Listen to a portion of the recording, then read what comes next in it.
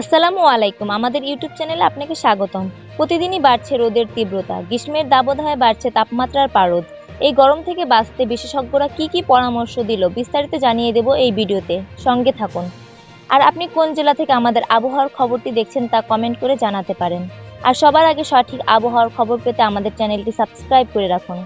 এবার দেখে নিন এক নজরে। সূর্যের কড়া চাহনিতে শরীরে পানি শূন্যতা দেখা দিচ্ছে। হতে পারে হিট স্ট্রোকের মতন মারাত্মক সমস্যা। এই অবস্থায় নিজেকে সুস্থ রাখতে কি করবেন আর কি করবেন না চলুন জেনে নেওয়া যাক। দিনে কমপক্ষে ৩ লিটার পানি পান করা জরুরি। সম্ভব হলে ডাবের পানি, স্লাইন, লেবুর শরবত, অল্প লবণ ও চিনি দিয়ে শরবত খেতে পারেন। দুপুর ১১টা থেকে ৩টা পর্যন্ত রোদ এড়িয়ে ছায়ায় থাকুন।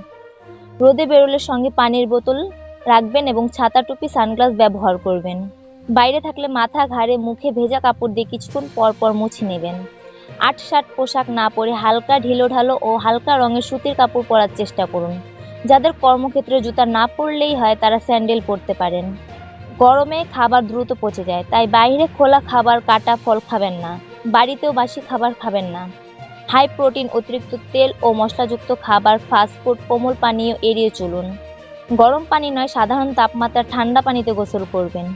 গরমে মন ও শরীরকে হালকা, সতেজ এবং সুস্থ রাখতে গোসলের কোনো বিকল্প নেই। ঘাম হচ্ছে না, সঙ্গে শরীরে তাপমাত্রা বাড়ছে এবং অন্য কোনো রকম অস্বস্তি বোধ করলে নিজে থেকে ওষুধ খাবেন না। চিকিৎসকের পরামর্শ নিন। মনে রাখবেন, গ্রীষ্মের দাবদাহে শরীরকে প্রশান্ত রাখতে প্রয়োজন সচেতনতা। তবেই থাকতে পারবেন সুস্থ। তো এই ছিল এখনকার মতন। এরকম আবহাওয়ার খবর পেতে আপনারা আমাদের নিউজ বাংলার সাথেই থাকুন এবং নিয়মিত আবহাওয়ার আপডেট পেতে আমাদের চ্যানেলটি সাবস্ক্রাইব করে রাখুন। এতক্ষণ সাথে থাকার জন্য ধন্যবাদ।